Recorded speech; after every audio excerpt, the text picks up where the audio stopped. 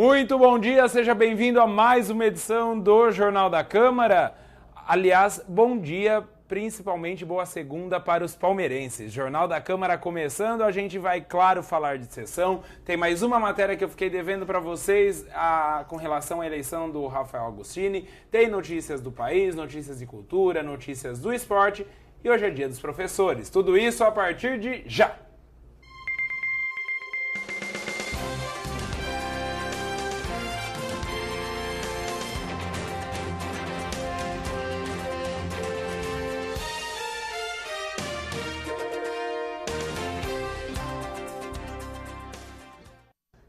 Jornal da Câmara começando. Bom dia, Vera Almeida. Bom dia, Boni. Bom dia aos telespectadores. E a sessão de hoje, Vera, como é que vai ser? Tranquila como sempre, né? Tranquilíssima, Boni. Só tem 7 indicações e 5 requerimentos. A única coisa que chama a atenção é um requerimento que eu acho que ele já começou a ser pensado, elaborado desde a semana passada. Na verdade, é um requerimento que pede informações para a Prefeitura, informações a respeito das dívidas da Prefeitura, quem são os credores, o tempo, né, a data para pagamento dessas dívidas. Nesse mesmo requerimento, eles querem também informações a respeito dos cargos de comissão e os cargos concursados também. Nesse requerimento está pedindo os nomes, que cargos são esses, os vencimentos, né, os honorários aí dessas pessoas. Então, enfim, é um requerimento, Boni, que dá a impressão até que ele tem a ver com a lei de transição 4415, que é do Dr. Fernando Frederico, uma lei que foi aprovada em 2010 aqui na Câmara. Eu não lembro, mas acho que foi por unanimidade. E nessa lei, o doutor Fernando, inclusive, na última sessão, falou muito dessa lei. Ele falou que é importante, nessa fase aqui de mudança, né, de um governo para o outro, é importante que essa lei ela seja respeitada, é importante que aquilo que está disposto nessa lei seja cumprido para que o governo que vai entrar, a equipe que vai governar, possa aí começar o ano que vem já meio que por dentro da situação, para não ficar alienado ao que realmente está ocorrendo. Isso foi o que o doutor Fernando falou na semana passada. E hoje, a gente olhando esse requerimento, então dá a impressão justamente que esse requerimento está querendo garantir mesmo que a lei de transição ocorra e talvez até um certo receio de que não ocorra como deve esperado. ser. Como esperado. Você tem a íntegra aí do que ele pede? Não, só algumas coisas. Ele quer saber das entidades. Vamos lá, ele começa assim, Quais as entidades conveniadas com a Prefeitura Municipal atualmente, elencar o nome da entidade, o objeto do convênio, o valor mensal da verba eventualmente repassada e qual secretaria ela está subordinada. Também quais são as dívidas da administração direta e indireta do município de Jaú, elencar por credor com datas dos respectivos vencimentos, inclusive a longo prazo, e encargos decorrentes de operação de crédito, esclarecendo sobre a capacidade da administração municipal realizar aportes financeiros de qualquer natureza. Durante o atual mandato, foram feitos apontamentos pelo Tribunal de Contas do Estado em relação às contas de 2009 e 2010. Quais as medidas e procedimentos adotados e os que ainda restam ser feitos para regularizar os apontamentos? Ó, quanta coisa! Elencar todos os convênios celebrados com a União Federal e o Estado, bem como as subvenções e os auxílios recebidos e as transferências a serem recebidas da União e do Estado por força de mandamento constitucional de convênios. Ô Vera, você pode me interromper, viu? Não, pode, vai lendo. É bom que Qual as a pessoas situação saibam. dos contratos de obras e serviços em execução ou apenas formalizados até o momento, especificar as metas físicas e financeiras atingidas com a programação de seus cumprimentos. O Fernando Frederico pede também encaminhamento em relação a cargos e vagas de provimento efetivo e em comissão, com as remunerações e a indicação das secretarias que estão subordinadas, assim como a listagem de nomes, cargos, vencimentos e gratificações dos servidores públicos da administração pública, direta e indireta do município de Jaú, todos devidamente atualizados. Qual a real situação do estado de funcionamento das máquinas e veículos da administração, se eles estão atendendo à demanda da cidade, se há necessidade de manutenção ou substituição de algum equipamento. Elencar quais os programas e projetos do município de Jaú. Especificar os já realizados, os que estão em execução e os que aguardam implementação, todos com data de início e término, bem como os que tenham sido interrompidos, esclarecendo as datas de início e término e os motivos da interrupção. Elencar os assuntos que demandarão ação ou decisão da administração no primeiro semestre do novo governo, enviar cópia do plano plurianual, o PPA, em vigor para o exercício 2010 a 2013, com todos os anexos aprovados, e elencar as licitações vigentes, particularmente as que findam durante o processo de transição ou durante o primeiro semestre do novo governo. Então, Boni, respondidas todas essas questões, o governo aí que vai entrar tem aí como se fosse um raio-x, né? Ele tem um quadro de como é que está a situação aí da prefeitura. O que, inclusive na própria lei, diz que isso é muito bom para o governo que vai entrar, porque não fica muito tempo perdido tentando se localizar, e é bom também para a população, porque você consegue dar celeridade às coisas, né? Lembrando, Boni, que a lei de transição, ela diz o seguinte, que o governo que está entrando, o prefeito eleito, ele vai montar uma equipe e em cada secretaria vai haver uma pessoa indicada pelo prefeito eleito e em autarquias também. Isso é o que estipula a lei. E na semana passada o doutor Fernando disse da importância de se observar a lei para que realmente ocorra um governo de transição da forma como tem que ser. Então eu acredito que esse requerimento seja um reflexo do que foi conversado já, do que foi explanado pelo doutor Fernando na semana passada. É muito esmiuçado, para cada coisa ele quer nomes, valores, enfim. É para realmente ter nas mãos um raio-x da situação da prefeitura para poder começar um novo governo trabalhando, para que nada fique paralisado, para que as coisas continuem caminhando, né? Para que não haja traumas. Certo, Vera. Além desse requerimento do Fernando Frederico, a gente tem mais algumas poucas indicações e outros requerimentos. Mas né? São os de sempre, Boni. São, assim, solicitação de melhoria na infraestrutura da cidade como um todo, né? Na verdade, são requerimentos, assim, do dia a dia mesmo. Então, o que realmente chama a atenção é só esse requerimento aí, que eu acho que tem a ver com a lei de transição.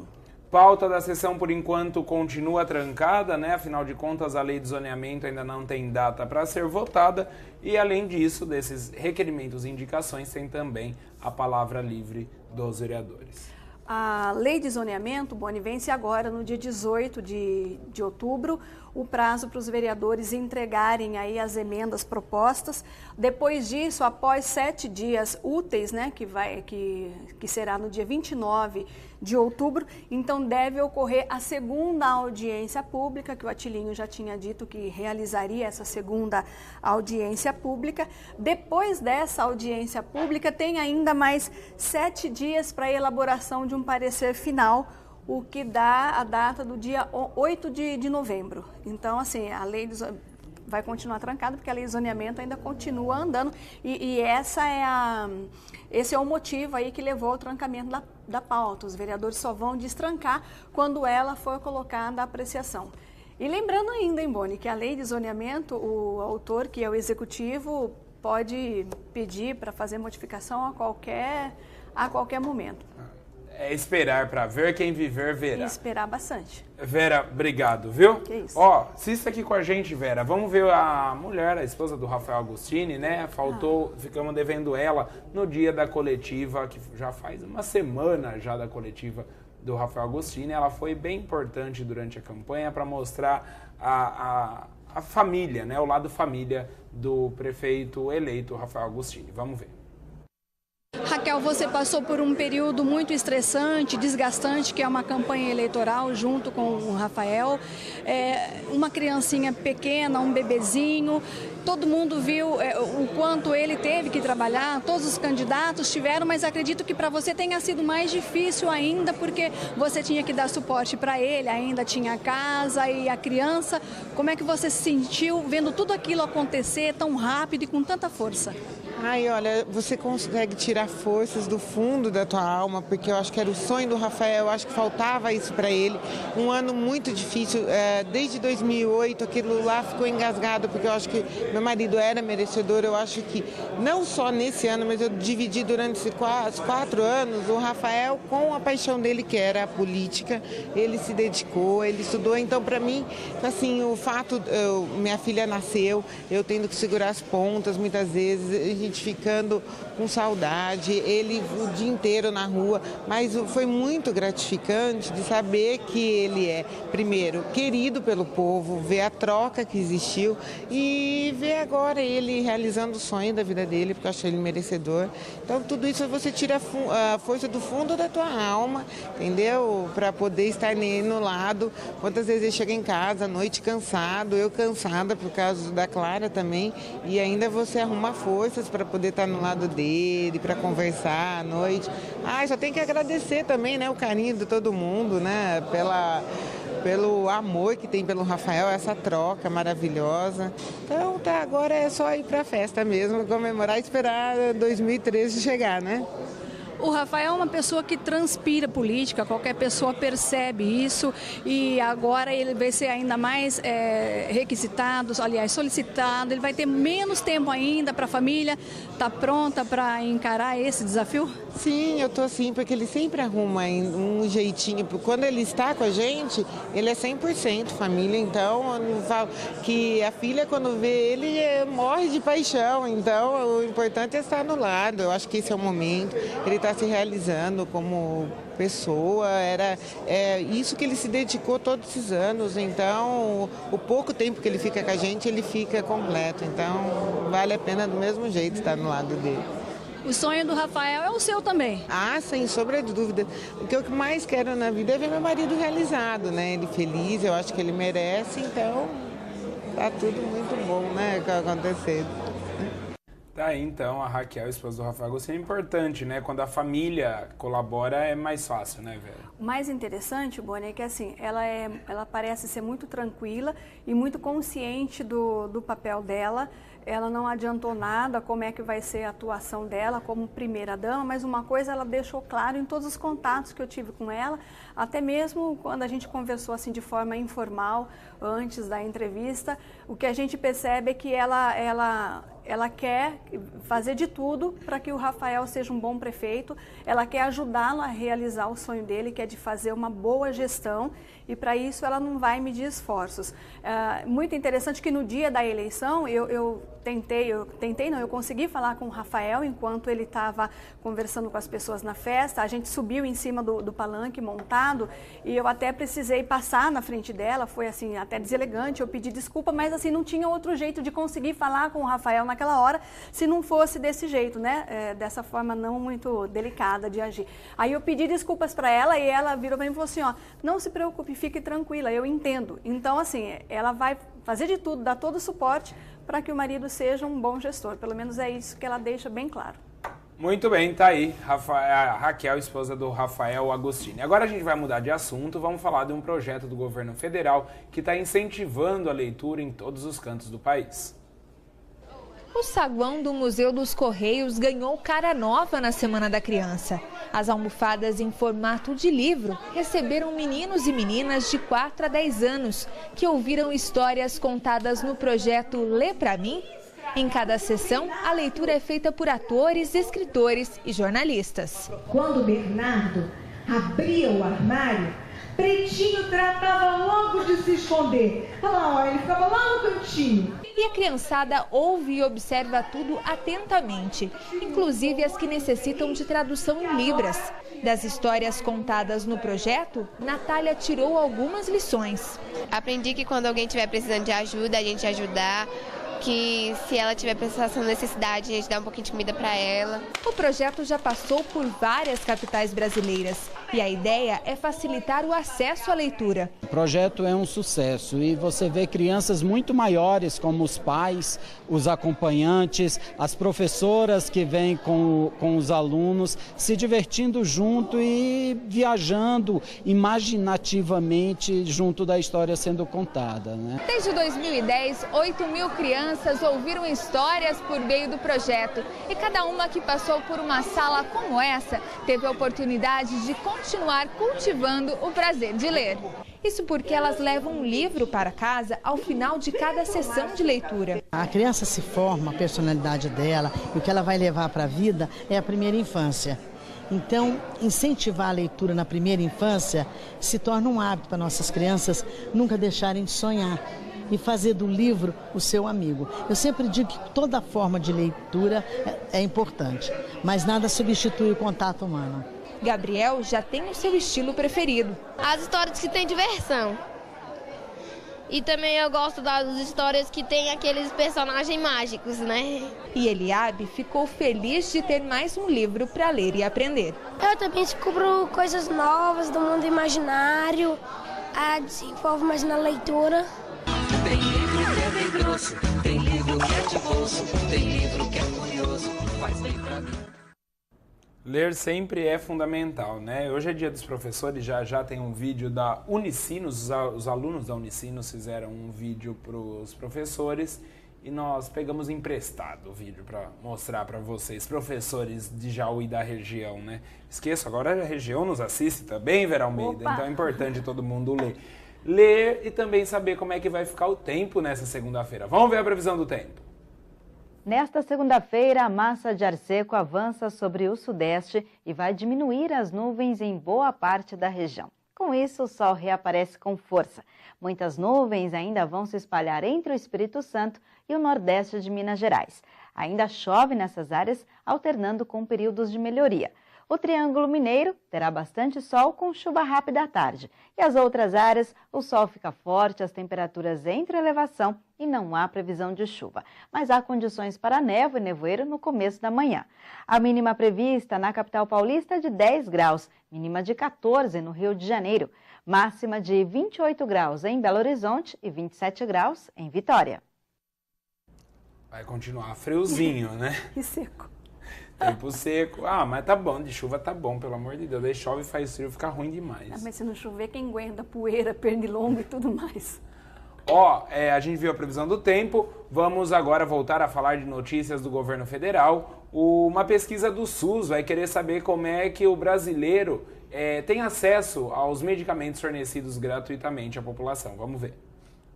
Na capital do país, todos os centros públicos de saúde têm uma farmácia. Quem é atendido pelos médicos da unidade ou mesmo de hospitais particulares pode retirar remédios aqui.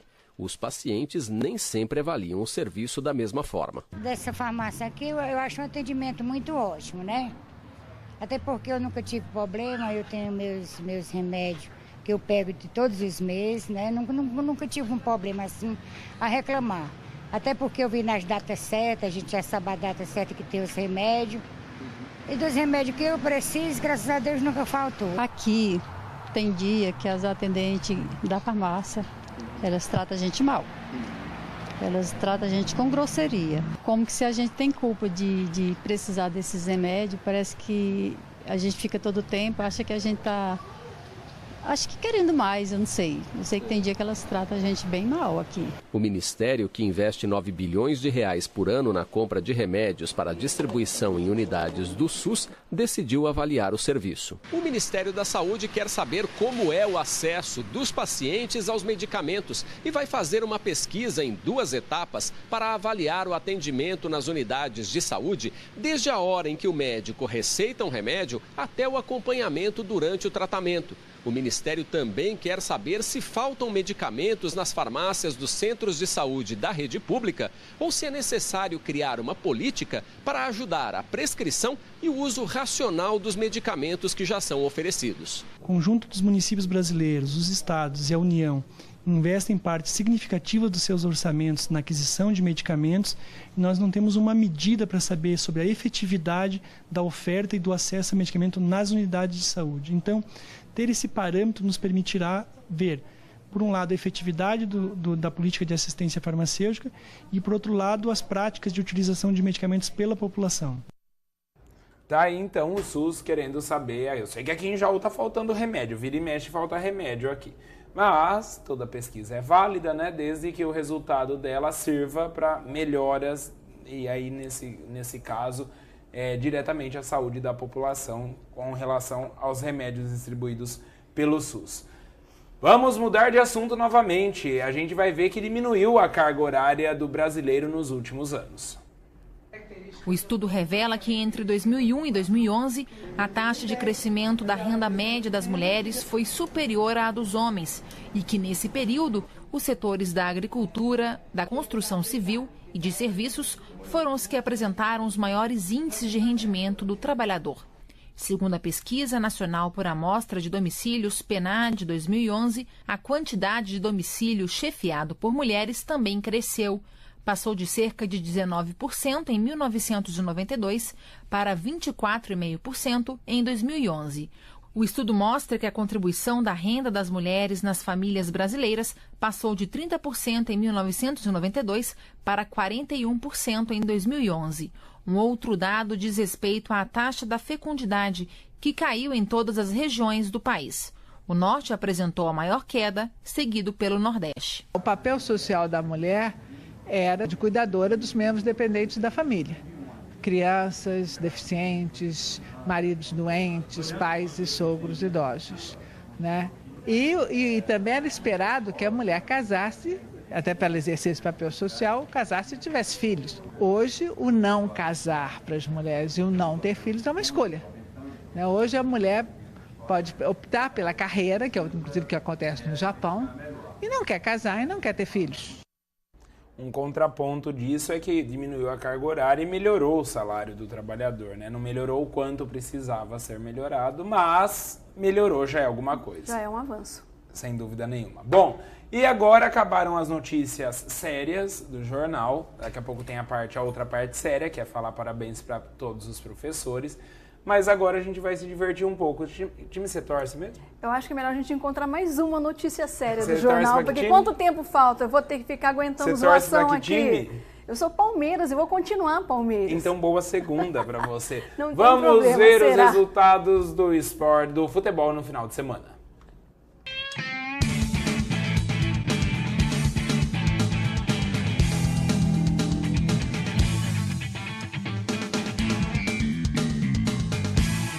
Pela 30ª rodada do Campeonato Brasileiro, o Flamengo empatou com o Cruzeiro 1-1. Situação tá ficando difícil para o Flamengo. O Atlético Goianiense venceu o Internacional por 3-1. O Atlético Goianiense não escapa mais do rebaixamento. Portuguesa e Corinthians também ficaram no empate, 1-1. O Santos ajudou o São Paulo e venceu o Vasco por 2-0. O São Paulo fez a lição de casa e venceu o Figueirense por 2-0 também. O Atlético Mineiro virou em cima do Sport, 2-1. O Coritiba venceu o Bahia por 2-1. O Náutico afundou ainda mais o Palmeiras, 1-0 para o Palmeiras, que tecnicamente já está rebaixado. O Fluminense continua líder após vencer a Ponte Preta por 2-1. Grêmio e Botafogo ficaram no empate por 1-1. Após esses jogos, a classificação do campeonato está assim. O Fluminense, com quase 10 pontos de vantagem sobre o segundo colocado, tem 68 pontos e é o líder absoluto e isolado do campeonato. O Atlético Mineiro vem na segunda colocação com 59 pontos. O Grêmio é o terceiro com 57. O São Paulo, que entrou no G4, os 4 que se classificam para a Libertadores, tem 52 pontos. O Vasco, depois da derrota, agora é o quinto colocado com 50 pontos. Internacional é o sexto com 45. O Corinthians é o sétimo com 43. Lembrando que no planejamento do Corinthians o time tem que chegar aos 45 pontos para aí sim focar apenas no Mundial Interclubes que acontece no final do ano. Na sequência, Botafogo com 41, Santos com 41 e Náutico com 40. Virando a tabela, o Cruzeiro também tem 40 pontos. O Coritiba é o 12º com 38. Portuguesa e Ponte Preta tem 37 pontos. O Flamengo tem 36 e o Bahia 35 na 16ª colocação. Abrindo a zona do rebaixamento, Sport 27 pontos, o Palmeiras 26, o Figueirense tem 25 e o Atlético Goianiense 23. O Palmeiras enfrenta o Bahia na quarta-feira, mas a lógica aí na tabela é bem simples. Mesmo o Palmeiras vencendo, vai chegar a 29 pontos. Vai o máximo que pode acontecer chegar na 17ª colocação. Para sair da zona do rebaixamento, o Palmeiras precisa de 9 pontos e torcer, claro, para tropeços de Bahia, Flamengo, Ponte Preta, Portuguesa e Coritiba. Se perder para o Bahia, o tecnicamente rebaixado vai virar confirmação de rebaixamento.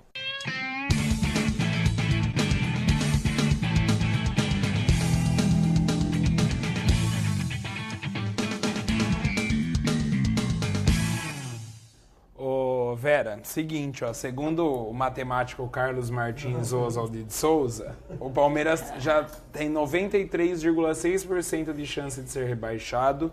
E se perder o próximo jogo, vai para 96%, Carlinhos? Vai para 96%. Quase impossível. O ano que vem, Vera, nós vamos em consideração você ter que dar o resultado da Série A e da Série B do Campeonato Brasileiro. Daremos então da Série A e da Série B. Bom, primeiro torcedor do Palmeiras que eu vejo assumindo o rebaixamento, hein, ô Beto? Deixa isso gravado. Porque eu vejo. Porque você já confirma também? Os corintianos estão com medo. Estão com medo de enfrentar o São Paulo na Libertadores ano que vem. Preferem o Vasco, que é freguês, né, Cláudio? Tá, palmeirense tem que assinar a TV paga porque só joga na sexta, tá certo. Senhor Roberto Luchiari, vamos amolecer o coração, parar de brigar por causa dessas coisas, seu Roberto Luchiari.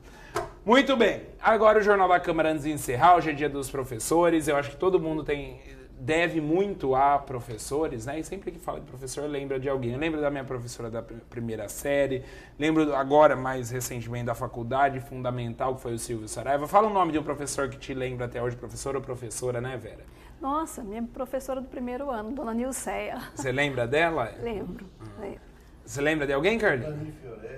Ivani Fiorelli, no pré-primário. Maria de Lourdes do primeiro ano. Você lembra de algum professor seu, Diego? Ele não gosta de escola. O Diego falou que não lembra de professor. Meu Deus do céu. Lembrando que nós estamos para a região... Lembrando que nós estamos para a região agora, né? Oi?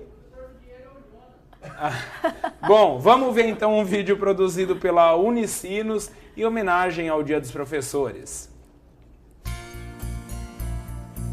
Professor, esta homenagem é para você, que nos ensina a nunca desistir. Mas é claro que o sol vai voltar amanhã.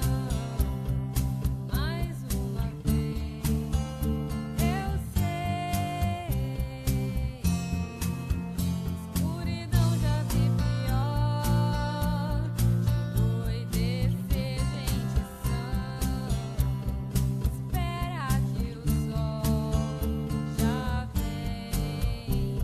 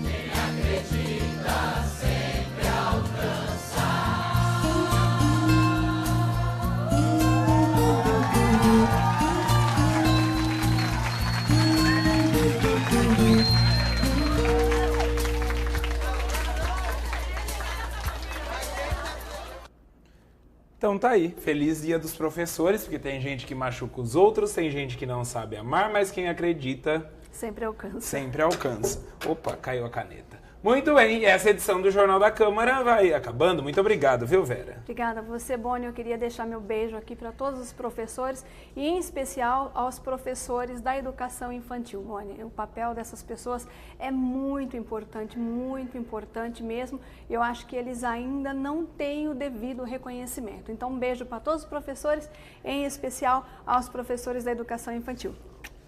Pera, mandando beijo. Eu vi aqui agora de manhã no Facebook alguma coisa do tipo assim, ó. Os pais valorizam muito os professores, né? Mas a maioria dos pais não quer ter filho professor. Ganha pouco, é pouco valorizado, como você disse, mal reconhecido, e são os fundamentais, as pessoas fundamentais na formação de todo o cidadão. E só uma coisa, professor não dá nota, ele tenta ensinar. Tira nota o aluno e aprende quem quer. Vamos lá, Beto! Uma ótima tarde para você. Falando sério agora, uma boa segunda e uma boa semana para todos nós. Até amanhã, tchau!